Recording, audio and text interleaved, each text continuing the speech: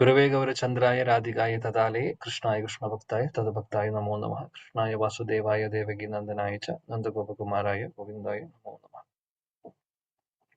ഹരേ കൃഷ്ണ. പ്രിയപ്പെട്ട എല്ലാ ഭക്തർക്കും എന്റെ വിനീതമായ പ്രണാമം. നമ്മൾ ഇന്നലെ അധ്യായം 14 15-ാമത്തെ ശ്ലോകം വരെയാണ് പഠിച്ചത്.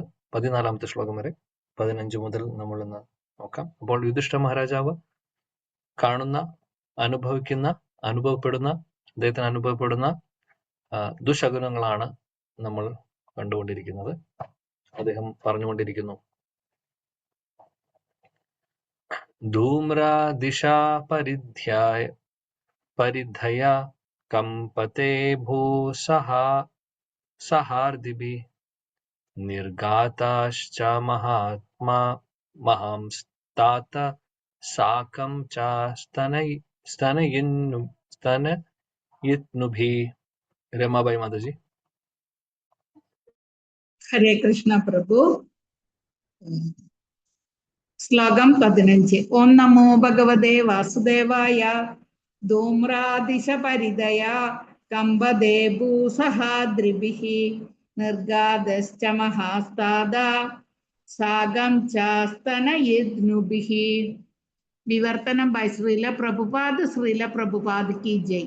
എപ്രകാരമാണ് പുക ആകാശത്തെ വലയം ചെയ്യുന്നതെന്ന് കണ്ടാലും ഭൂമിയും പർവ്വതങ്ങളും കമ്പനം കൊള്ളുന്നത് പോലെ തോന്നിക്കുന്നു.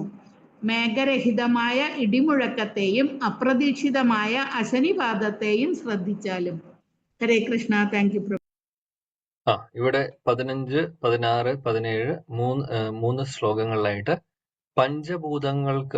പഞ്ചഭൂതങ്ങളായിട്ടുള്ള എല്ലാം, ആകാശം, അതേപോലെ വായു, ഇതിനെല്ലാം എന്ത് സംഭവിക്കുന്നു, അതിൽ കാണുന്ന വ്യത്യാസങ്ങളാണ് ഇവിടെ സൂചിപ്പിക്കുന്നത്. ഈ ശ്ലോകത്തിൽ പറയുന്നു, ആകാശത്തിലുള്ള പുക, അതേപോലെ ഈ പർവ്വതങ്ങളും ഭൂമിയും ഒക്കെ വല്ലാത്ത ഒരു അവസ്ഥയിലാണ്. അതായത് കമ്പ എന്ന് പറയുമ്പോൾ ഷിവർ ചെയ്യുന്നു, അല്ലെങ്കിൽ വിറയ്ക്കുന്ന ഒരവസ്ഥ കാണുന്നു. അതേപോലെ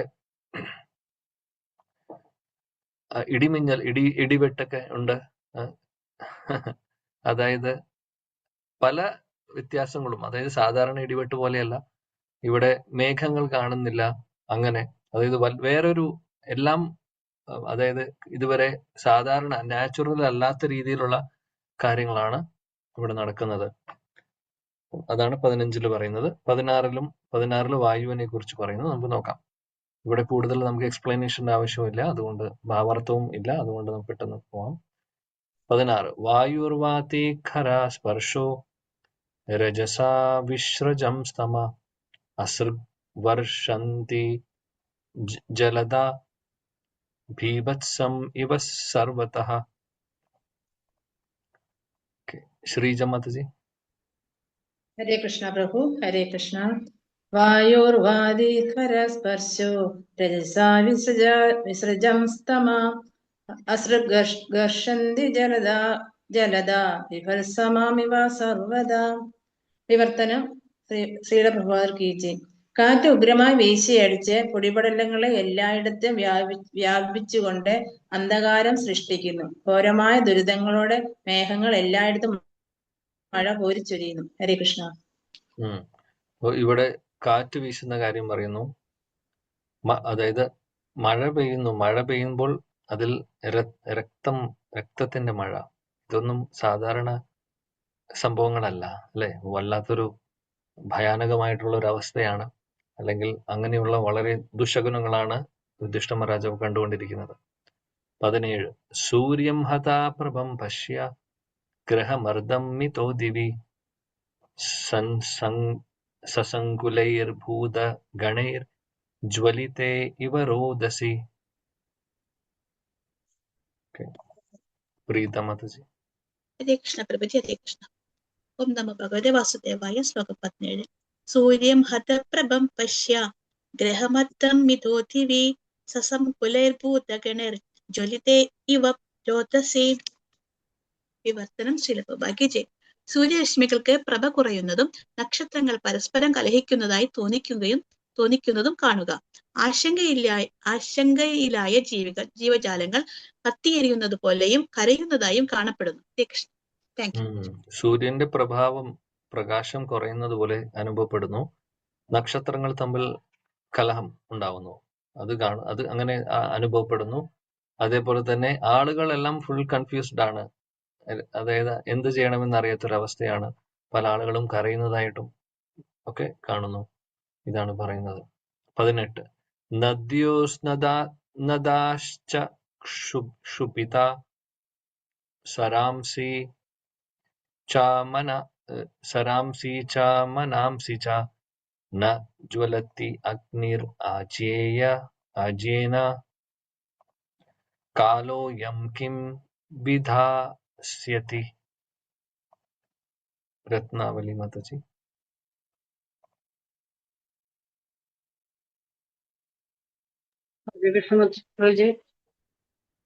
വിവർത്തനം വായിക്കും. ശ്ലോകം 18. നാദ്യോ നാദാച്ച ശുഭിതാം സാരാംസി ച മനാംസി ച ന ജാലാതഗ്നിരാജേന കാലോയം ഹി വിദാസ്യതി. ഹരേകൃഷ്ണ. വിവർത്തനം ഭാവാത്മ ശീലപ്രഭുവാക്കി. നദികളും പോഷക നദികളും കുളങ്ങളും ജലസംഭരണികളും മനസ്സും എല്ലാം ക്ഷുഭിതമായിരിക്കുന്നു. നെയ്യ് അഗ്നിയെ മുമ്പത്തെ പോലെ ജ്വലിപ്പിക്കുന്നില്ല. എന്താണ് സാധാരണമായ കാലം എന്താണെന്ന് സംഭവിക്കാൻ പോകുന്നത്? ഹരേകൃഷ്ണ പ്രഭുജി. അപ്പോൾ നദികളും കുളങ്ങളും വെള്ളം ജലാശയങ്ങളൊക്കെ സാധാരണ രീതിയിലല്ല, എല്ലാം ആകെ വല്ലാത്തൊരു അവസ്ഥയിലാണ് കാണുന്നത്. ക്ഷുഭിതമായിട്ടുള്ള അവസ്ഥയിലാണ് കാണുന്നത്. നെയ്യിൽ ഇപ്പോൾ നമുക്കറിയാം, അഗ്നിയിൽ നെയ്യ് ഇപ്പോൾ യജ്ഞങ്ങളിലൊക്കെ കാണുന്നതാണ് അല്ലെ. യജ്ഞം നടക്കുമ്പോൾ നെയ്യ് ഒഴിക്കുന്നു. നെയ്യ് ഒഴിക്കുമ്പോൾ കത്തുന്നു, കൂടുതൽ കത്തുവാണ് ചെയ്യുക. പക്ഷെ ഇവിടെ നേരെ തിരിച്ചാണ് അവസ്ഥ. കത്തുന്നില്ല വേണ്ട രീതിയിൽ. അഗ്നി പ്രോപ്പറായി കത്തുന്നില്ല നെയ്യ് ഒഴിച്ചിട്ടും. അങ്ങനത്തെ ഒരു അവസ്ഥയിലാണ് ഇവിടെ കാണുന്നത്. 19 ന പിബന്തി സ്തനം വത്സ ന ദുഹ്യന്തി ച മാതര രുദന്തി അശ്രുമുഖ ഗാവോ ന ഹൃഷ്യന്തി ഋഷഭാവ്രജേ.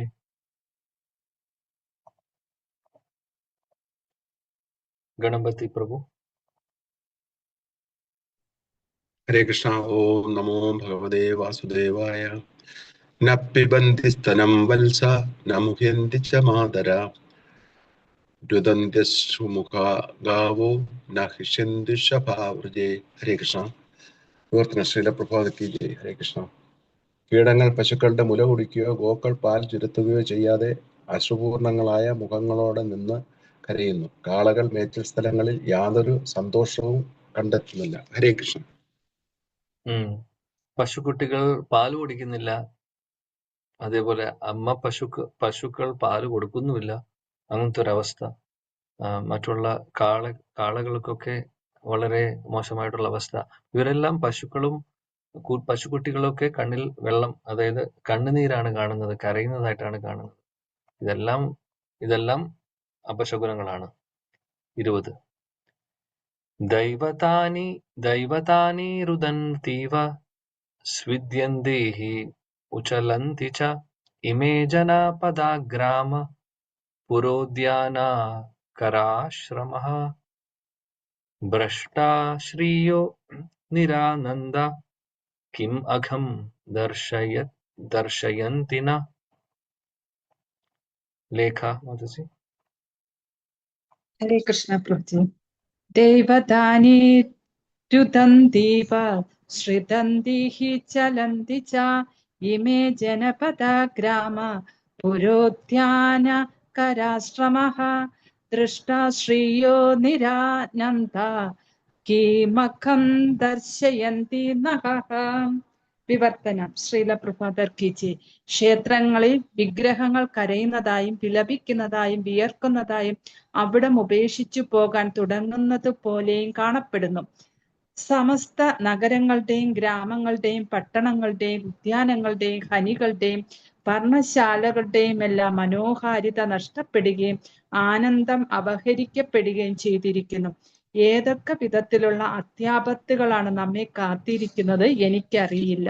ഹരേ കൃഷ്ണ പ്രഭുജി. അമ്പലങ്ങളിലുള്ള വിഗ്രഹങ്ങൾ കരയുന്നതായിട്ട് കാണപ്പെടുന്നു.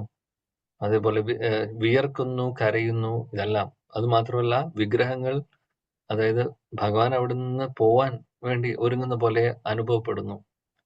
അതേപോലെ തന്നെ അവിടെയുള്ള സ്ഥലങ്ങളൊക്കെ, അവിടെയുള്ള ഗ്രാമങ്ങളും പട്ടണങ്ങളും എല്ലാം എല്ലാവിധ ശോഭയും നഷ്ടപ്പെട്ടു, എല്ലാവിധ ഭംഗിയും നഷ്ടപ്പെടുന്നു.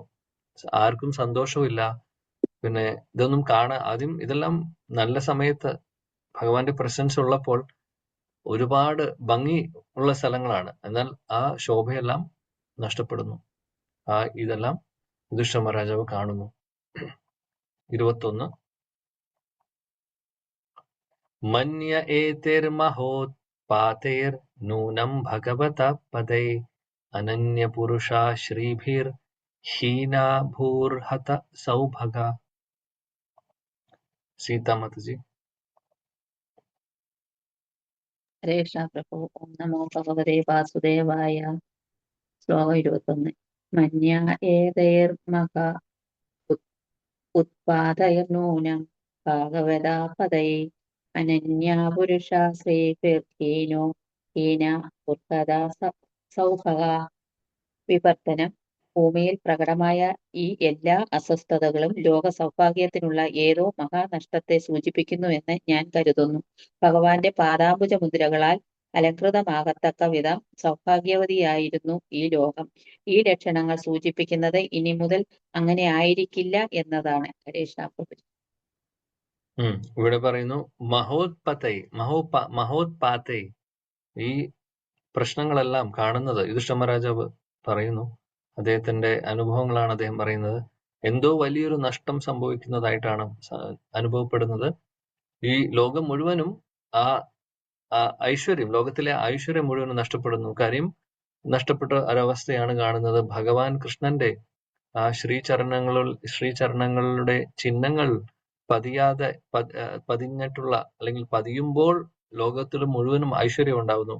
എന്നാൽ ഇപ്പോൾ ആ ശ്രീചരണങ്ങളുടെ ആ ചിഹ്നങ്ങൾ കാണുന്നില്ല. അതുകൊണ്ട് എല്ലാവിധ ഐശ്വര്യവും നഷ്ടപ്പെട്ടിരിക്കുന്നു ലോകത്തിലെ. അതാണ് യുധിഷ്ഠിര മഹാരാജാവ് പറയുന്നത്. അപ്പോൾ ഭഗവാന്റെ പാദങ്ങളിലുള്ള ചിഹ്നങ്ങൾക്ക് ഒരുപാട് പ്രത്യേകതയുണ്ട്, ഒരുപാട് അതിന് പ്രാധാന്യമുണ്ട്. ചിഹ്നങ്ങൾക്ക് അർത്ഥമുണ്ട്. എന്തൊക്കെ ചിഹ്നങ്ങളാണെന്ന് നമ്മൾ ഇതിനു മുമ്പ് ചർച്ച ചെയ്തിട്ടുണ്ട്. 19 ചിഹ്നങ്ങളാണ് ഭഗവാന്റെ കാലുകളിൽ, തൃപ്പാദങ്ങളിൽ ഉള്ളത്. ഇടത് ഭാഗത്തും ഇടത് കാലിലും, അതേപോലെ വലത് ഭാഗത്തും വലത് കാലിലും. ഇതിനു മുമ്പ് നമ്മൾ ചർച്ച ചെയ്തിട്ടുണ്ട്. ഓർമ്മയുണ്ടോന്ന് എനിക്കറിയില്ല എത്ര പേർക്ക്. വിശ്വനാഥ ചക്രവർത്തി ഠാക്കൂർ ഒരു ശ്ലോകമായിട്ട് തന്നിട്ടുണ്ട് 19 ചിഹ്നങ്ങളെ കുറിച്ച്. ചന്ദ്രാർദ്ധം കലശം ത്രികോണധനുഷീ ഖം ഗോഷ്പദം പ്രോഷ്ടികം ശംഖം സവ്യപദേത ദക്ഷിണപദേ കോണാഷ്ടകം സ്വസ്തികം ചക്രം ഛത്രയവാങ്കുശം ധ്വജപവി ജംബൂർധ്വരേഖാംബുജം ബിഭ്രാനം ഹരിമൂന വിംശതിമഹ ലക്ഷ്മ്യാർച്ചിതാംഗ്രിം ഭജേ. 19 ചിഹ്നങ്ങൾ. ഇടത് കാലിലെ ചിഹ്നങ്ങളാണ് ആദ്യം പറയുന്നത്. ചന്ദ്രാർത്ഥം, അർദ്ധചന്ദ്രൻ. കലശം 2. മൂന്നാമത്തെ ത്രികോണത്തിന്റെ ഷേപ്പ്. 4 ധനുഷി, ധനുഷ് എന്താണെന്ന് നമുക്കറിയാം, അമ്പ്.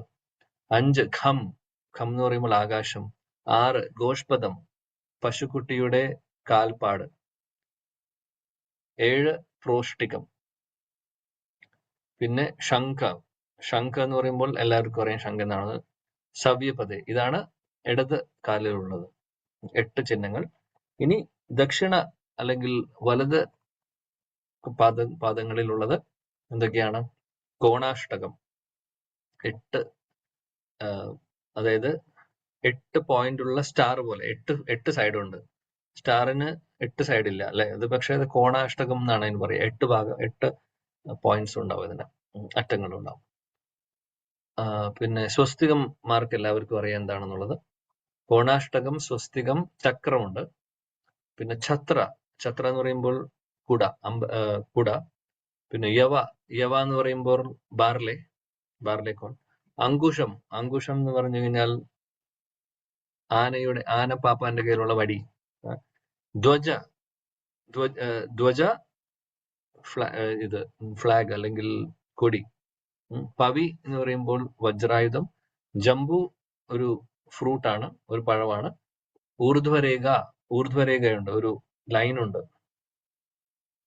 മുകളിലോട്ടുള്ള ഒരു അരയുണ്ട്. പിന്നെ അംബുജം എന്ന് പറയുമ്പോൾ എല്ലാവർക്കും അറിയാം, താമര. അങ്ങനെ 8ഉം 9ഉം. ഇവിടെ 9 അല്ല, സോറി, ഇവിടെ 11ഉം 8ഉം ചേരുമ്പോൾ 19 ചിഹ്നങ്ങളാണ്. വിഭ്രാണം ഹരിമൂനവിംശതി, ഊനവിംശതി എന്ന് പറയുമ്പോൾ 19.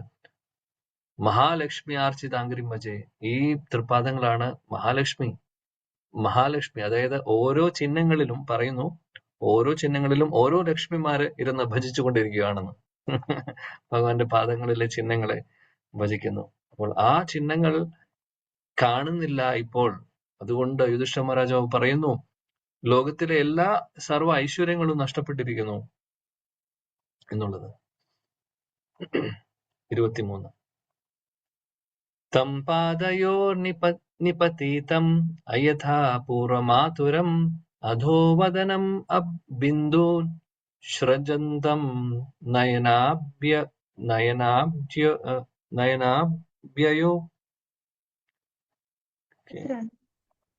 മിനി മധുജി വായിക്കും.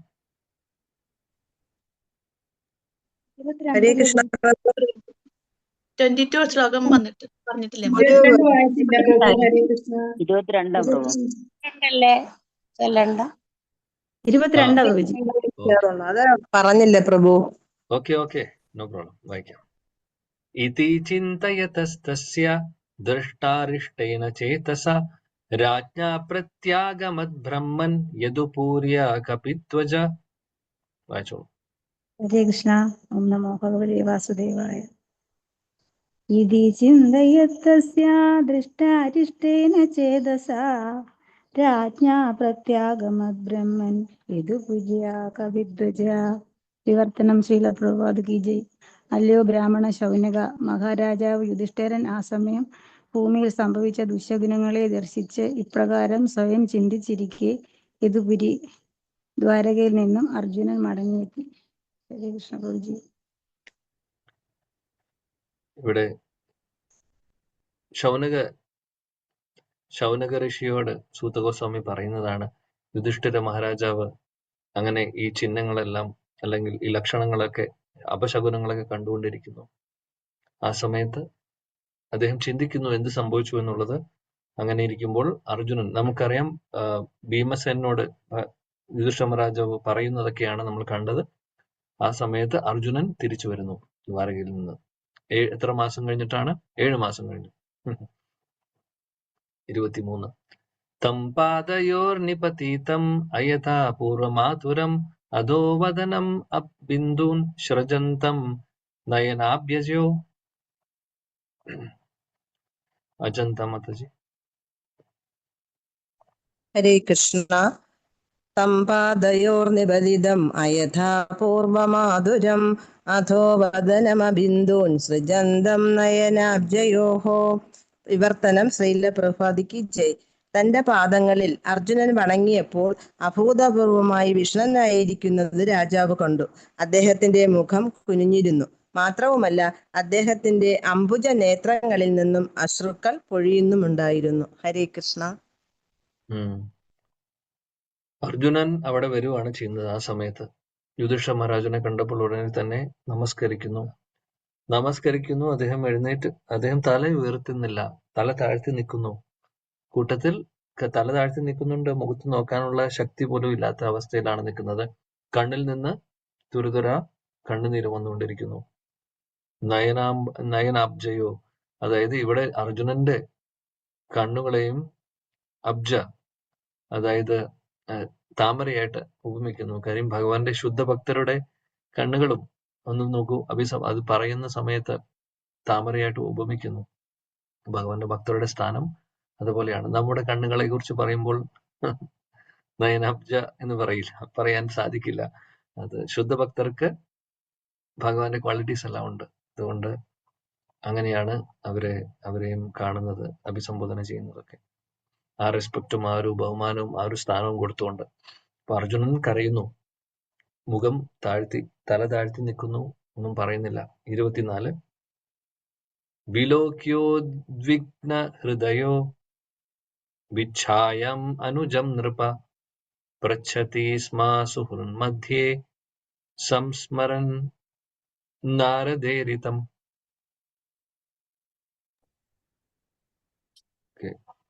ശ്രീരേഖ മാതാജി. ഹരേ കൃഷ്ണ പ്രഭുജി. ഹരേ കൃഷ്ണ. വിലോക്യോദ്വിഗ്ന ഹൃദയോ വിച്ഛായ മനുജം നൃപഃ പൃച്ഛതി സ്മ സുഹൃന്മധ്യേ സംസ്മരൻ നാരദേരിതം. വിവർത്തനം ശ്രീല പ്രഭുപാദർജിക്ക് ജയ്. ഹൃദയപൂർവമായ ഉത്കണ്ഠകളാൽ വിവർണനായ അർജുനനെ ദർശിച്ച രാജാവെ, നാരദ മഹർഷിയുടെ സൂചനകളെ സ്മരിച്ചുകൊണ്ട് സുഹൃത്തുക്കളുടെ മധ്യത്തിൽ വെച്ച് അദ്ദേഹത്തോട് ആരാഞ്ഞു. ഹരേ കൃഷ്ണ. ആ സമയത്ത് അർജുനനെ കാണുന്നു യുധിഷ്ഠിര മഹാരാജാവ്. ആകെ അദ്ദേഹത്തിന്റെ രൂപം സാധാരണ പോലെയല്ല. ആകെ വല്ലാത്തൊരു അവസ്ഥയിലാണ് അദ്ദേഹം ഇരിക്കുന്നത്. ക്ഷീണം കൊണ്ട് കാണുമ്പോൾ ആകെ വല്ലാത്തൊരു അവസ്ഥയിലാണ് കാണുന്നത്. നാരദമുനി അപ്പോൾ ഈ സമയത്ത് യുധിഷ്ഠിര മഹാരാജാവ് ഓർക്കുന്നു, നാരദമുനി ചെറിയ ഹിന്റ് കൊടുത്തിരുന്നു അല്ലെ? നാരദമുനി ഹിന്റ് കൊടുത്തിട്ടുണ്ടായിരുന്നു, പക്ഷെ മുഴുവനായിട്ട് പറഞ്ഞിട്ടുമില്ല. ഭഗവാൻ പോയ കാര്യമൊന്നും പറഞ്ഞിട്ടില്ലായിരുന്നു. ചെറിയൊരു ഹിന്റ് കൊടുക്കുന്നുണ്ടായിരുന്നു. പക്ഷെ അപ്പോൾ ഈ അർജുനനെ കൂടെ കണ്ടപ്പോൾ യുധിഷ്ഠിര മഹാരാജാവിന് നാരദമുനി ഹിന്റ് ചെയ്തത് ഓർമ്മ വരുന്നു. അതാണ് ഇവിടെ പറയുന്നത്. യുധിഷ്ഠിര മഹാരാജനി അർജുനോട് ചോദ്യങ്ങൾ ചോദിക്കുകയാണ്. ഇനിയുള്ള കുറെ ശ്ലോകങ്ങൾ 25 മുതൽ. യുധിഷ്ഠിരോ വാച കച്ചിത്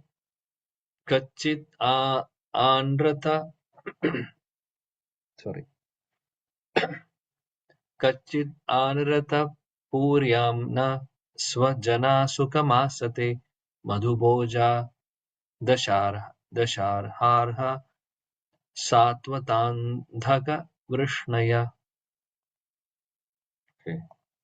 അജിത് കുമാർ പ്രഭു. ഹരേ കൃഷ്ണ. ഓം നമോ ഭഗവതി വാസുദേവായ. ശ്ലോകം 25. യുധിഷ്ഠിര ഉവാച സച്ചിദാനർത്ഥപുര്യാം സ്വജനാ സുഖമാസത്തെ മധുഭോജാ ദശാർഹാർഹ സാത്വതാന്ധക വൃഷ്ണയ. വിവർത്തനം. മഹാരാജാവ് ശ്രീല പ്രഭുപാദ് കി ജയ്. മഹാരാജാവ് യുധിഷ്ഠിരൻ പറഞ്ഞു, എൻ്റെ പ്രിയപ്പെട്ട അനുജ, മധുക്കൾ, ഭോജന്മാർ, ദശാർഹർ, അർഹർ, സാത്വതർ, അന്ധകർ, യദുവംശജർ എന്നിങ്ങനെയുള്ള നമ്മുടെ ബന്ധുമിത്രാദികളെല്ലാം അവിടെ സന്തോഷത്തോടു കൂടിയല്ലേ ദിനങ്ങൾ ചിലവഴിക്കുന്നത്? ദയവായി അതേക്കുറിച്ച് എന്നോട് പറഞ്ഞാലും. ഹരേ കൃഷ്ണ. യദുവംശത്തിലെ എല്ലാവരെയും കുറിച്ചാണ് ചോദിക്കുന്നത്. ഓരോരുത്തരുടെ പേരെടുത്ത് ചോദിക്കുന്നു. അവിടെയുള്ള എല്ലാവർക്കും സുഖമാണോ എന്ന് യുധിഷ്ഠിര മഹാരാജാവ് അർജുനോട് ചോദിക്കുകയാണ്. മധു, ഭോജ, ദശാർഹ, ആർഹ, സാത്വത, അന്ധക, അങ്ങനെ അതേപോലെ ഒരുപാട് ആളുകളെ കുറിച്ച് യുധിഷ്ഠിര മഹാരാജാവ് ചോദിക്കുന്നു. അവരൊക്കെ എന്ത് പറയുന്നു എന്നുള്ളത്. 26 ശൂരോ മാതാമഹ കച്ചിത് സ്വസ്തി ആസ്തേവതാമരിഷ മാതുലാ സാനുജ കച്ചിത് കുശലീ ആനകദുന്ദുഭി. ജയ ശ്രീ മാതാജി. ഹരേ കൃഷ്ണ. ഹരേ കൃഷ്ണ. ഓം നമോ ഭഗവതേ വാസുദേവായ. ശ്ലോകം 26. ശൂരോ മാതാമഹ കച്ചിത് സ്വസ്ത്യാസ്തേവാധമാരിഷ മാതുലാ സാനുജ കച്ചിത് കുശല്യാനകദുന്ദുഭി. വിവർത്തനം. ജയ ശ്രീല പ്രഭുപാദ്. ആദരണീയനായ എൻ്റെ മാതാമഹൻ ശൂരസേനൻ സസന്തോഷവാനല്ലേ? എൻ്റെ മാതുരൻ വസുദേവർക്കും അദ്ദേഹത്തിന്റെ അനുജന്മാർക്കും സൗഖ്യം തന്നെയല്ലേ? ഹരേ കൃഷ്ണ. ശൂരസേനൻ എന്ത് പറയുന്നു? ശൂരസേനന്റെ വിശേഷം എന്താണ്? അതേപോലെ വസുദേവര് എന്ത് പറയുന്നു? വസുദേവരുടെ അന്വേഷണം ചോദിക്കുന്നു. അതേപോലെ അദ്ദേഹത്തിന്റെ സഹോദരങ്ങളെ കുറിച്ചെല്ലാം ചോദിക്കുന്നു. ആനകദുന്ദുബി വസുദേവരുടെ പേരാണ്. 27 സപ്തസ്വസരസ്തത്പത്ന്യോ മാതുലാന്യ സഹാത്മജ ആസത്തെ സസ്നുഷാ ക്ഷേമം ദേവകി പ്രമുഖാ സ്വയം. ശ്രീദേവി മാതാജി. കൃഷ്ണ പ്രഭുജി. നമോ ഭഗവതേ വാസുദേവായ. സപ്തസ്വസാരസ്തസ്പത്ന്യോ മാതുലാന്യാസഹാത്മജഃ ആസദേ സസ്നുഷോ ക്ഷേമം ദേവകീ പ്രമുഖ സ്വയം. കൃഷ്ണ വർത്തനം ശീലപ്രഭാത് കെ. ദേവകിയുടെ പ്രാമുഖ്യത്തിലുള്ള സഹോദരിമാരായ അദ്ദേഹത്തിന്റെ 7 പത്നിമാരും അവരുടെ പുത്രന്മാരും പുത്രവധുക്കളും സന്തുഷ്ടരല്ലേ? കൃഷ്ണ. ഇനി വസുദേവരുടെയും വസുദേവരുടെ ഭാര്യ ദേവകി റാണിയും മറ്റുള്ള ഭാര്യമാരും അവരുടെ മക്കളും എല്ലാവരും സുഖമായിരിക്കുന്നു. സന്തോഷമാണോ? അവർക്ക് സന്തോഷമായിട്ടിരിക്കുന്നുണ്ടോ എന്നുള്ളതാണ് ചോദ്യം. അർജുനോട് ചോദിക്കുന്നു യുധിഷ്ഠിരൻ. 28-29 കച്ചിത് രാജാഹുകോ ജീവതി അസത്പുത്രോസ്യ ചാനുജ ഹൃദികാ സസുതോ ക്രൂരോ ജയന്താഗത സാരണ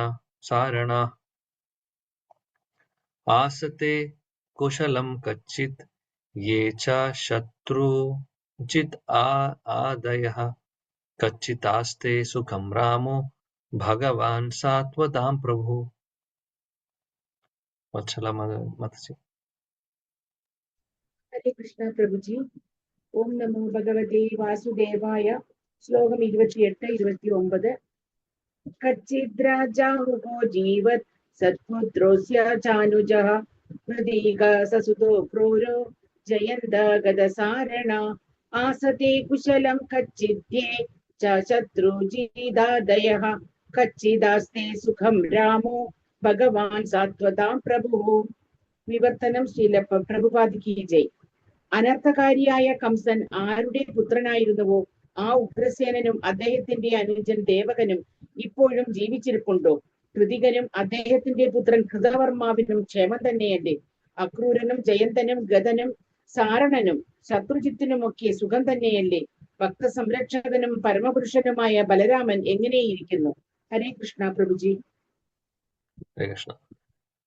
ഉഗ്രസേന, ഹൃദിക, കൃതവർമ്മ, അക്രൂര, ജയന്ത, ഗദ, സാരണ, ശത്രുജിത്ത് ഇവരെല്ലാവരും സന്തോഷമായിട്ടിരിക്കുന്നുണ്ടോ ചോദിക്കുന്നു. അതേപോലെ സാത്വതാം പ്രഭു എന്നിവിടെ അഭിസംബോധന ചെയ്യുന്നത് ബലരാമനെയാണ്. ബലരാമൻ എന്ത് പറയുന്നു? സാത്വതാം പ്രഭു എന്ന് പറയുമ്പോൾ എല്ലാ ഭക്തരുടെയും സംരക്ഷകൻ, പ്രൊട്ടക്ടർ, അതാണ് സാത്വതാം പതി. കേട്ടിട്ടുണ്ടാവും. സാത്വതാം എന്ന് ഉദ്ദേശിക്കുന്നത് ഭക്തർ, ഡിവോട്ടീസ്. അവരുടെ പ്രഭു ആരാണ്? പ്രൊട്ടക്ടർ ആരാണ്? സംരക്ഷകൻ ആരാണ്? ഇവിടെ പറയുന്നു ബലരാമൻ. ബലരാമൻ എന്ത് പറയുന്നു എന്നാണ് ചോദ്യം. ശീലപ്രഭുജി ഭാവാർത്ഥത്തിൽ പറയുന്നു,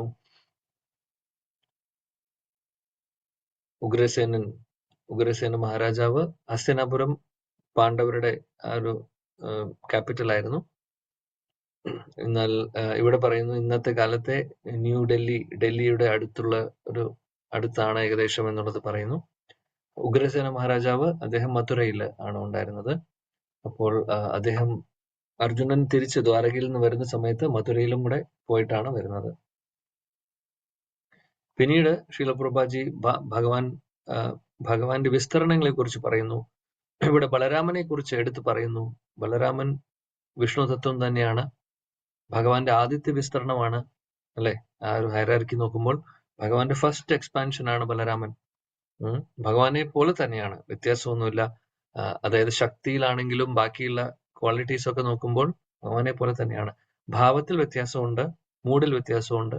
കാര്യം ബലരാമൻ ഭഗവാനെ സേവിക്കുക, കൃഷ്ണനെ സേവിക്കുക എന്നുള്ള ഭാവത്തിലാണ്. ഭഗവാൻ സേവനം ഏറ്റുവാങ്ങുന്ന ആളാണ്. സേവ്യ ഭഗവാനും സേവക ഭഗവാനും. സേവ്യ ഭഗവാൻ എന്ന് പറയുമ്പോൾ ആരെയാണ് സേവിക്കപ്പെടുന്നത്? അദ്ദേഹം, അതാണ് കൃഷ്ണൻ. സേവകന്റെ ഭാവമാണ് ആർക്കുള്ളത്? ബലരാമനുള്ളത്. എന്നാൽ അദ്ദേഹം വിഷ്ണു തത്വം തന്നെയാണ്. മാത്രമല്ല ഭഗവാന്റെ ആദ്യത്തെ വിസ്തരണം കൂടിയാണ്. അതാണ് പ്രത്യേകത. ശിലപ്രഭുപാദി ബലരാമന്റെ ആ ഒരു എല്ലാവരെയും സംരക്ഷിക്കുന്നതിനെ കുറിച്ച് പറയുന്നു. കാര്യം സാത്വതാം പ്രഭു എന്നാണ് ഇവിടെ അഭിസംബോധന ചെയ്യുന്നത്. അപ്പോൾ അതിനെക്കുറിച്ച് പറയുന്നു. ബലരാമൻ ആക്ച്വലി ഗുരുതത്വമാണ് എന്നുള്ളത്. ഗുരുതത്വം മുഴുവൻ, ഗുരുതത്വം എന്ന് പറയുമ്പോൾ ഗുരുജനങ്ങൾ എല്ലാവരും വരുന്നത് നോക്കിക്കഴിഞ്ഞാൽ അവരുടെ ഹെഡ് ആരാണ്? ബലരാമനാണ്. കാരണം എന്താണെന്ന് വെച്ചാൽ ഗുരുവിന്റെ മൂഡ് എന്താണ്? സേവനം, അല്ലെ? അപ്പൊ ഈ സേവനം എന്ന് പറയുന്ന ഭാവം ബലരാമനിൽ നിന്നാണ് വരുന്നത്. കാര്യം ബലരാമൻ സേവിക്കുന്ന പോലെ വേറെ ആരും സേവിക്കുന്നില്ല. 5 രസങ്ങളിലും ഭഗവാൻ കൃഷ്ണനെ സേവിക്കുന്നു. ബലരാം പൂർണിമ വരാൻ പോകുന്നു. അടുത്ത വെള്ളിയാഴ്ച, ഈ വെള്ളിയാഴ്ച കഴിഞ്ഞിട്ടുള്ള വെള്ളിയാഴ്ച ബലരാം പൂർണിമയാണ്. ബലരാം പൂർണിമയ്ക്ക് നമുക്ക്, അല്ലെങ്കിൽ ബലരാം പൂർണിമയുടെ ഒരു തുടക്കമായി നമുക്ക് കണക്കാക്കാം. ശ്രീ ബലരാമനെ കുറിച്ച് നമ്മൾ ഇവിടെ പ്രഭുപാദ് പറയുമ്പോൾ നമ്മൾ ഓർക്കുന്നു, ബലരാമൻ അദ്ദേഹം 5 രസങ്ങളിൽ, 5 ഭാവങ്ങളിൽ ഭഗവാൻ കൃഷ്ണനെ സേവിക്കുന്നുണ്ട്. ദാസ്യഭാവമുണ്ട്. ദാസനായിട്ട് പലപ്പോഴും ആ ഒരു ഭാവത്തിൽ കാലല്ല മസാജ് ചെയ്ത് കൊടുക്കുന്നു. ഇനി സഖ്യഭാവത്തിൽ പറയേണ്ട ആവശ്യമില്ല. കൃഷ്ണനും ബലരാമനും തമ്മിൽ കൂടെയുള്ള കളികളെ കുറിച്ച്, വെണ്ണ കക്കുന്നത് മുതൽ ഒരുപാട് കളികൾ അവർ ഒരുമിച്ച് കളിക്കുന്നുണ്ട്. പിന്നെ മൂന്നാമത്തെ വാത്സല്യഭാവം കാണാം. ചിലപ്പോൾ ഒരു അമ്മയെ പോലെ, ഏട്ടനെ പോലെ, ജ്യേഷ്ഠന്റെ ആ ഒരു സ്നേഹം, ഒരു വാത്സല്യഭാവം ബലരാമനിൽ പലപ്പോഴും പ്രകടമാവാറുണ്ട്. കാര്യം പ്രൊട്ടക്ഷൻ എന്ന് പറയുമ്പോൾ, ഇപ്പോൾ ഭഗവാൻ കൃഷ്ണനെയും ഇവർ രണ്ടുപേരോട് കാട്ടിൽ പോകുമ്പോൾ യശോദറാണി ഏൽപ്പിക്കുന്നത് ബലരാമനെയാണ്. ബലരാമ, കൃഷ്ണനെ നോക്കണം. കൃഷ്ണൻ കുറച്ച് കുറുമ്പ് കാണിക്കുന്ന കുട്ടിയാണ്, നീ അങ്ങനെയല്ല. ബലരാമൻ വളരെ മെച്ചുവർ ആയിട്ടുള്ള കുട്ടിയാണ്. കൃഷ്ണൻ അങ്ങനെയല്ല. എന്ത് ചെയ്യരുത് എന്ന് പറയുമ്പോൾ അത് ചെയ്യണം. ബലരാമൻ അങ്ങനെയല്ല, ചെയ്യരുതെന്ന് പറഞ്ഞാൽ ചെയ്യില്ല. അപ്പോൾ കൃഷ്ണനെ ഏൽപ്പിക്കുന്നത് ബലരാമന്റെ കയ്യിലാണ്. ബലരാമനോട് പറയും, നീ നോക്കണം. ബലരാമൻ പറയും, തീർച്ചയായിട്ടും. എങ്ങനെയാണോ ഈ കണ്ണിന്റെ മിണ്ട സംരക്ഷിക്കുന്നത്, പ്രൊട്ടക്ട് ചെയ്യുന്നത്, അതേപോലെ ഞാൻ സംരക്ഷിക്കും. ഹരേ കൃഷ്ണനെ പ്രൊട്ടക്ട് ചെയ്യുന്ന പറയുന്നത്. തീർച്ചയായിട്ടും അദ്ദേഹം ഭഗവാൻ കൃഷ്ണൻ തന്നെയാണ്. കൃഷ്ണന്റെ ഒരു വിസ്തരണമാണ് ഏറ്റവും ആദ്യത്തെ. ശ്രീ ബലരാമൻ അങ്ങനെ ദാസ്യഭാവത്തിലും വാത്സല്യഭാവത്തിലും ശാന്തഭാവത്തിലും ഉണ്ട്. ശാന്തഭാവത്തിൽ അദ്ദേഹം ഈ വൃന്ദാവനം ധാം തന്നെ ഭഗവാൻ ഒരു ബലരാമന്റെ ഒരു വിസ്തരണമാണ്. അതേപോലെ ശാന്തഭാവത്തിൽ അനന്തശേഷായി ഭഗവാനെ സേവിക്കുന്നുണ്ട് ഇരിപ്പിടമായിട്ട്, അല്ലെ? അങ്ങനെ ശാന്തഭാവത്തിൽ, ശാന്തരസത്തിലും ബലരാമൻ പല ഭാവത്തിൽ അല്ലെങ്കിൽ പല രീതിയിൽ ഭഗവാനെ സേവിക്കുന്നു. പിന്നെ മാധുര്യഭാവത്തിൽ അനംഗമഞ്ജരിയായി ശ്രീമതി രാധാറാണിയുടെ അനുജത്തി അനംഗമഞ്ജരി ആക്ച്വലി ബലരാമന്റെ എക്സ്പാൻഷൻ ആണ്. അപ്പോൾ മാധുര്യഭാവത്തിലും ഒരു മഞ്ജരിയായിട്ടും സേവിക്കുന്നു രാധാകൃഷ്ണനെ. അപ്പോൾ ആ ഒരു ഭാവം കൂടെ ഉണ്ട്. ബലരാമന് 5 രസത്തിലും സേവിക്കുന്ന സ്പെഷ്യൽ ആയിട്ടുള്ള ഒരു വ്യക്തിത്വമാണ് അദ്ദേഹം.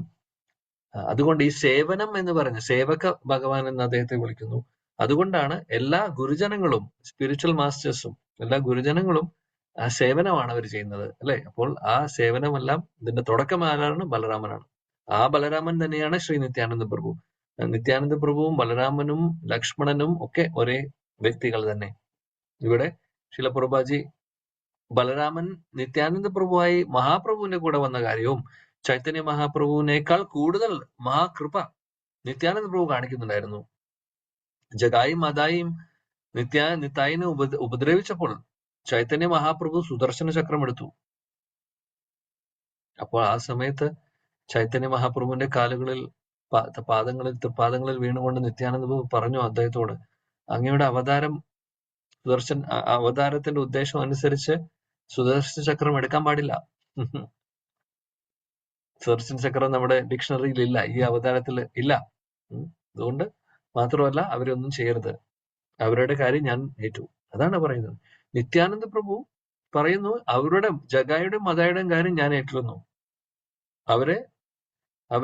അവരെ മാറ്റും, അവർ മാറിയിരിക്കും, അവരുടെ റെസ്പോൺസിബിലിറ്റി എടുക്കുവാണ്. എങ്ങനെയാണോ ഗുരു ശിഷ്യരുടെ റെസ്പോൺസിബിലിറ്റി എടുക്കുന്നത്, അതേപോലെ നിത്യാനന്ദ പ്രഭു മഹാപ്രഭുവിന് മുമ്പിൽ പറയുന്നു, ഞാൻ അവരുടെ കാര്യം ഞാൻ നോക്കിക്കോളാം, ഒന്നും ചെയ്യരുത് എന്ന്. അപ്പോൾ ഇതാണ് ഈ കാരുണ്യമാണ്, ഈ കൃപയാണ് ഇന്ന് നമ്മൾ ഗുരുജനങ്ങളിൽ കാണുന്നത്. ശീലപ്രഭുപാദിനെ നോക്കൂ, ശീലപ്രഭുപാദിന്റെ ശിഷ്യരെ നോക്കൂ. മഹാകൃപ എല്ലാവർക്കും, നമ്മളെ പോലുള്ള ക്വാളിഫിക്കേഷൻ ഇല്ലാത്ത ആളുകളിലേക്കും ഇറങ്ങി വന്ന് നമ്മളെ കണ്ണുകൾ തുറപ്പിക്കുന്നു. അന്ധകാരത്തിൽ നിന്ന് നമ്മളെ കൈപിടിച്ചും പുറത്തോട്ട് കൊണ്ടുവരുവാണ് ചെയ്യുന്നത്. നിത്തായ കൃപയാണത്, നിത്തായ കൃപ. ഭഗവാൻ നിത്യാനന്ദ പ്രഭുവിന്റെ കൃപ അല്ലെങ്കിൽ ബലരാമന്റെ കൃപ ഈ വൈഷ്ണവരിലൂടെ സഞ്ചരിക്കുമ്പോൾ അവര് കാണിക്കുന്നു മാജിക്. അതാണ് നിത്തായ കൃപ, ബലരാമന്റെ കൃപ. ഭക്തി ശക്തിയാണ് ബലരാമൻ ഭക്തി എന്ന് പറയുമ്പോൾ ഓക്കെ, ഭക്തി ശക്തി, ആന്തരിക ശക്തി, ഹ്ലാദിനി ശക്തി രാധാറാണിയാണ്, ശരിയാണ്.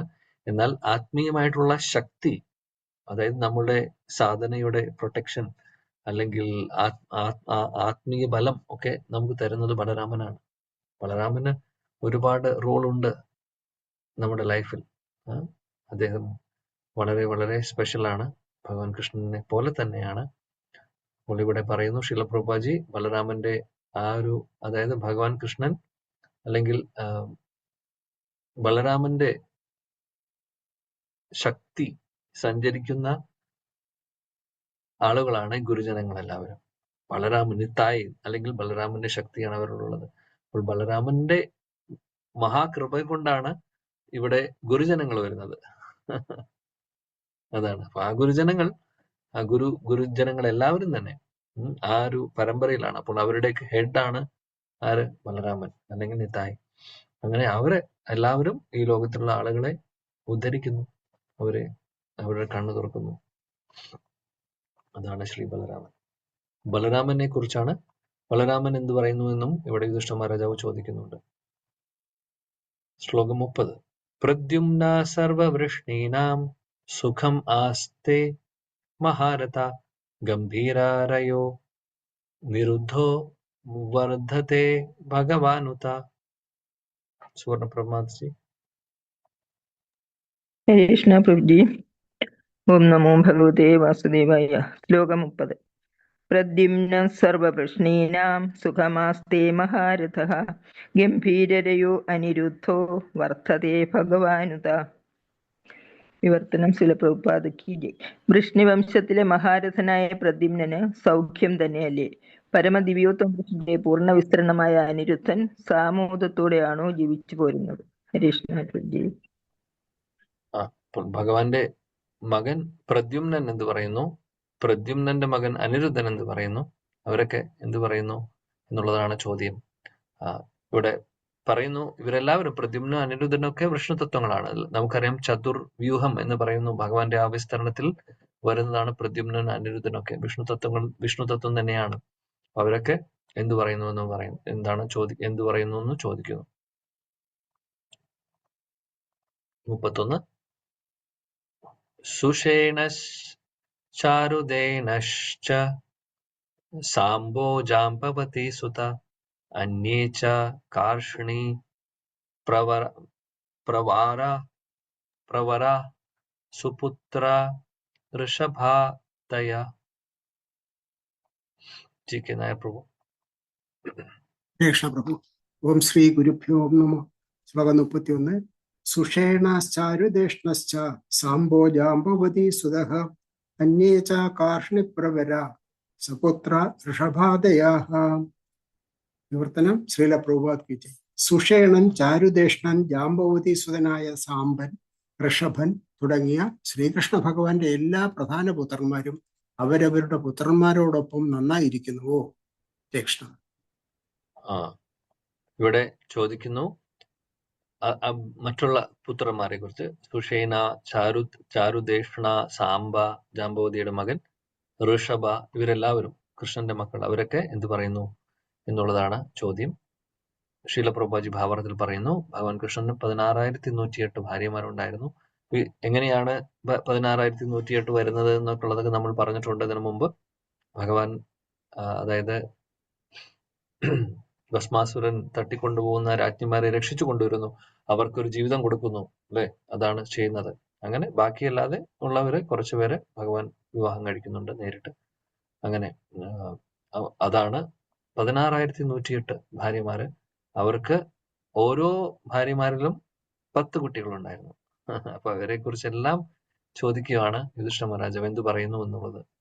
ഇതിലൂടെ ഒരു കാര്യം കൂടെ പ്രഭുപാദ് നമ്മളോട് പറയുന്നു. എന്താണെന്ന് വെച്ചാൽ, ഭഗവാൻ കൃഷ്ണൻ അവതാരം എടുത്ത് വരുന്ന സമയത്ത് കുറച്ചുപേര് ആത്മീയ ലോകത്തിൽ നിന്ന് അദ്ദേഹത്തിന്റെ പാർഷദരെ ഭഗവാൻ കൊണ്ടുവന്നിട്ടുണ്ട്. അങ്ങനെയുള്ളവരും ഭഗവാന്റെ മക്കളായിട്ടും കൊച്ചുമക്കളായിട്ടൊക്കെ ജനിച്ചു. അല്ലെങ്കിൽ ഉദാഹരണത്തിന് പ്രദ്യുമ്നൻ, അനിരുദ്ധനൊക്കെ. ഇനി അതല്ലാതെ കുറച്ച് ദേവതമാരെ ഭഗവാന്റെ മകനായിട്ടൊക്കെ വന്നിട്ടുണ്ട്. അങ്ങനെയുള്ളവരും ഇവിടെ മകനായിട്ടും അല്ലെങ്കിൽ ബന്ധുക്കളായിട്ടൊക്കെ ജനിച്ചിട്ടുണ്ട്. അങ്ങനെ ഇപ്പൊ നമ്മൾ ഇതിനു മുമ്പ് ഇത് പറഞ്ഞിട്ടുണ്ട്. ഭഗവാന്റെ യദുവംശം എന്ന് പറയുമ്പോൾ ഭഗവാന്റെ നിത്യപാർഷദരുണ്ട്. അവരാണ് ഭഗവാൻ തിരിച്ചു പോയ കൂട്ടത്തിൽ കൂടെ പോകുന്നു ആത്മീയ ലോകത്തിലേക്ക്. രണ്ടാമത്തെ കാറ്റഗറിയിലുള്ള ആൾക്കാര് ദേവതമാര്, സ്വർഗലോകങ്ങളിൽ വന്നിട്ടുള്ള ദേവതമാര്.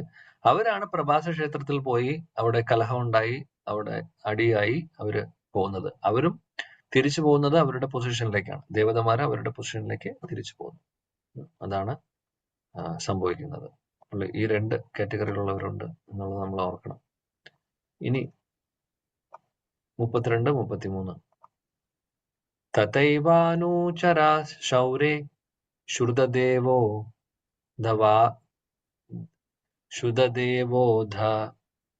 വാദയ സുനന്ദാനന്ദ ശീർഷണ്യ ये चान्ये सात्वतार्षभा अपि स्वस्ति आसते सर्वे रामकृष्णा भुजाश्रया अपि स्मरन्ति कुशलम् अस्माकं बद्ध सौहृदा.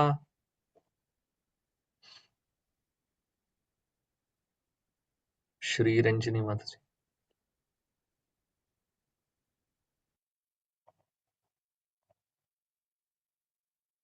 Yes, thank you.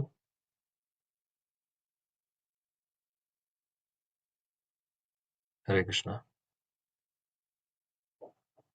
Okay. Thank you. ഞാൻ വായിക്കാം പ്രഭുജി. തഥൈവാനുചരാ ശൗരേ ശ്രുതദേവോദവാദയാ സുനന്ദനന്ദ ശീർഷണ്യ യേ ചാന്യേ സ്വാത്വദർശഭാ അഭിസ്വസ്ത്യാസ്തേ സർവേ രാമകൃഷ്ണ ഭുജാശ്രയാ അഭിസ്മരന്തി കുശല അസ്മാകം ബദ്ധ സൗഹൃദഃ. ഹരേ കൃഷ്ണ. വിവർത്തനം. ശ്രീല പ്രഭുപാദ് കി ജയ്. പിന്നെ ശ്രുതദേവൻ, ഉദ്ധവർ എന്നിവരും നന്ദൻ, സുനന്ദൻ, അതുകൂടാതെ മുക്താത്മാക്കളുടെ നേതൃസ്ഥാനത്തുള്ള മറ്റുള്ളവരടക്കം ഭഗവാന്റെ സന്തത സഹചാരികളും ഭഗവാൻ ബലരാമനാലും കൃഷ്ണനാലും സംരക്ഷിക്കപ്പെടുന്നവരുമായ സർവരും അവരവരുടെ കർത്തവ്യങ്ങളിൽ നല്ലതുപോലെ ഏർപ്പെട്ടുകൊണ്ടിരിക്കുന്നുവോ? നമ്മളുമായി ശാശ്വത സൗഹൃദബദ്ധരായ അവരെല്ലാം നമ്മുടെ ക്ഷേമത്തെക്കുറിച്ച് സ്മരിക്കുന്നുവോ? ശ്രുതദേവ, ഉദ്ധവ, നന്ദ, സുനന്ദ അങ്ങനെയുള്ളവരും ഇവരെല്ലാവരും എന്ത് പറയുന്നു? അവരുടെ ക്ഷേമം അന്വേഷിക്കുന്നു. അവര് നമ്മുടെ ക്ഷേമം അന്വേഷിക്കുന്നുണ്ടോ? അവര് എന്ത് പറയുന്നു എന്നാണ് ചോദിക്കുന്നത്. ശ്രീല പ്രഭുപാദി ഭാവാർത്ഥത്തിൽ പറയുന്നു ഉദ്ധവരെ കുറിച്ച് പറയുന്നു. ഭഗവാന്റെ വളരെ വളരെ വളരെ പ്രിയപ്പെട്ട സുഹൃത്തും അദ്ദേഹത്തിന്റെ ബന്ധുവും മന്ത്രിയും എല്ലാമാണ് ഉദ്ധവര്. അദ്ദേഹത്തിന്റെ ഭഗവാൻ കൃഷ്ണനുമായിട്ട് ഒരുപാട് സ്നേഹബന്ധമുള്ളവരാണ് രണ്ടുപേരും. ഉദ്ധവരൊക്കെ ആത്മീയ ലോകത്തിൽ നിന്ന് വരുന്നതാണ്. അദ്ദേഹം ഇവിടുത്തെ ആളല്ല. ഭഗവാന്റെ പരിശുദ്ധ ഭക്തരാണ്. അതേപോലെ ഇവിടെ പറയുന്ന ഉദ്ധവരും പാണ്ഡവരും ഒക്കെ ഭഗവാന്റെ പാർഷദരാണ്, നിത്യപാർഷദരാണ് എന്നുള്ളത് ഇതിലൂടെ ശ്രീല പ്രഭുപാദ് ഭാവാർത്ഥത്തിലൂടെ പറയുന്നു. എന്നിട്ട് അതിന്റെ കൂട്ടത്തിൽ പ്രഭുപാദ് പറയുന്നത് എന്താണെന്ന് വെച്ചാൽ, ഈ ഭഗവാന്റെ നിത്യസിദ്ധരായിട്ടുള്ള ഭക്തർ വന്നിട്ടുണ്ട്. അതേപോലെ തന്നെ നമ്മളെ പോലെ മറന്നിരിക്കുന്ന കുറെ ആൾക്കാരുണ്ട്. തടസ്സ ശക്തിയിൽ ഇരിക്കുന്ന ജീവതത്വത്തിലുള്ള കുറെ ആളുകളുണ്ട്. അപ്പോൾ അങ്ങനെയുള്ള ആളുകളെ ഇവരെല്ലാവരും, അതായത് ഇവരെല്ലാവരും ഭക്തർ ആരും ഭഗവാനല്ല, ഭഗവത് തത്വമല്ല, വിഷ്ണു തത്വമല്ല, എന്നാൽ അവര് നിത്യസിദ്ധരാണ്. ഇവിടെ ഇരിക്കുന്ന നമ്മളെ പോലുള്ള അന്ധരായിട്ടുള്ള ആളുകളുണ്ട്, ഭഗവാനെ മറന്നുകൊണ്ടിരിക്കുന്നവര്. അങ്ങനെയുള്ളവർക്ക് ഒരു അവസരമാണ് ആക്ച്വലി ഭഗവാൻ കൊടുക്കുന്നത്. ഇങ്ങനെയോ ഭഗവാന്റെ അവതാരത്തിലൂടെ ആളുകളെ ഭഗവാനിലേക്ക് ആകർഷിപ്പിക്കുന്നു. അതാണ് ഇവിടെ പറയുന്നത്. ഇപ്പൊ പ്രഭുപാദജി പറയുന്നു, ഭഗവാന്റെ സംരക്ഷണത്തിൽ നിന്ന് നമ്മൾ മാറി നിൽക്കുവാണെങ്കിൽ, ഇന്നലെ നമ്മൾ പറഞ്ഞ പോലെ, ഗോവർദ്ധനെ കുറിച്ച് പറഞ്ഞ പോലെ, ഭഗവാനുമായിട്ട് എപ്പോഴും ചേർന്ന് നിൽക്കുന്നു അല്ലെ. ഭഗവാനുമായിട്ട് ചേർന്ന് നിൽക്കാതെ ആവുമ്പോൾ എന്ത് സംഭവിക്കുന്നു? നമ്മൾ അന്ധകാരത്തിൽ പെടുന്നു. അങ്ങനെ പിന്നെ തകർച്ചയാണ് പിന്നെ നമുക്ക് അല്ലെ. പിന്നെ ജന്മജന്മാന്തരങ്ങൾ നമ്മളിവിടെ ഈ ജന്മമരണ ചക്രത്തിലൂടെ എങ്ങനെ കടന്നു പോകുന്നു, എവിടെയും എത്താതെ. എന്നാൽ ഇതിൽ നിന്ന് പുറത്തു വരാനുള്ള മാർഗമാണ് ഭക്തിയുത സേവനങ്ങൾ. അങ്ങനെ തിരിച്ച് നമ്മൾ ഭക്തിയുത സേവനങ്ങളിലൂടെ നഷ്ടപ്പെട്ട സ്നേഹബന്ധത്തെ വീണ്ടും നമ്മൾ പുനഃസ്ഥാപിക്കുന്നു. അതിലൂടെ ആത്മീയ ലോകത്തിലേക്ക് നമ്മളും നിത്യസിദ്ധരായി പോകാനുള്ള അവസരമാണ് കിട്ടുന്നത്. അതിനുള്ള ഇതിനൊക്കെ വേണ്ടിയിട്ടാണ് ഭഗവാൻ അവതരിക്കുന്നത്. ഭഗവാൻ കൃഷ്ണൻ അവതരിച്ചതും ചൈതന്യ മഹാപ്രഭു അവതരിച്ചതും അദ്ദേഹം ഹരിനാമം നമുക്ക് തന്നതുമൊക്കെ ഇതിനു വേണ്ടിയിട്ടാണ്, ഇത് സംഭവിക്കാൻ വേണ്ടിയിട്ടാണ്. അപ്പോൾ അത് ഭഗവാന്റെ മഹാകൃപയാണെന്ന് മനസ്സിലാക്കിക്കൊണ്ട് കൃപയെ സ്വീകരിച്ച് ആത്മാർത്ഥയോടു കൂടി നമ്മൾ ചെയ്യുമ്പോൾ തീർച്ചയായിട്ടും അതിന് റിസൾട്ട് ഉണ്ടാവും. ഓക്കെ. അപ്പോൾ നമുക്ക് ഇന്നത്തെ സെഷൻ ഇവിടെ കൺക്ലൂഡ് ചെയ്യാം. കാര്യം ആ ഒരു സെക്ഷൻ തീരുന്നു. ഈ 34 മുതൽ 5 ശ്ലോകങ്ങൾ യുധിഷ്ഠിര മഹാരാജാവ് ഭഗവാൻ കൃഷ്ണനെ സ്തുതിക്കുന്നതാണ്. ഇതുവരെ യദുവംശത്തിലുള്ളവരെ കുറിച്ചാണ് ചോദിച്ചത്. ഇനി ഭഗവാൻ കൃഷ്ണനെ സ്തുതിക്കുന്നതാണ് അടുത്ത കുറച്ച് ശ്ലോകങ്ങൾ. ഭഗവാന്റെ കൃപയുണ്ടെങ്കിൽ നാളെ നമുക്ക് കണ്ടിന്യൂ ചെയ്യാം.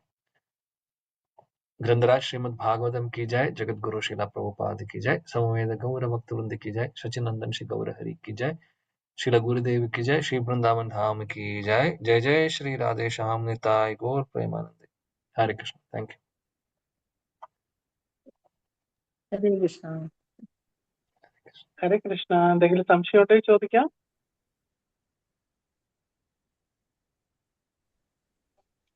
കമന്റ്.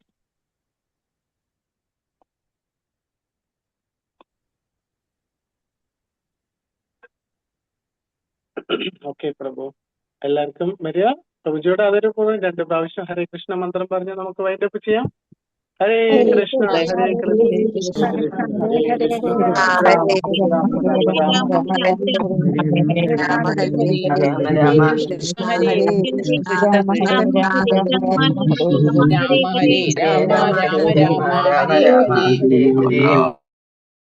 കൃപാ സിന്ധുപേവജ പരിധാനാം ഭാവനേഭ്യോ വൈഷ്ണവേഭ്യോ നമോ നമഃ. अनेक कोटि वैष्णव वृंद की हरिनाम संकीर्तन यज्ञ की हरे कृष्ण महामंत्र की श्रील प्रभुपाद की जय. श्री अनंत पद्मनाभ स्वामी की जय. हरे कृष्ण. प्रभु जी दंडवत प्रणाम. हरे कृष्ण. हरे कृष्ण प्रभु जी. थैंक यू प्रभु जी. Thank you. हरे कृष्ण. हरे कृष्ण प्रभु जी. हरे कृष्ण प्रभु जी. हरे कृष्ण प्रभु जी. प्रणाम. हरे कृष्ण.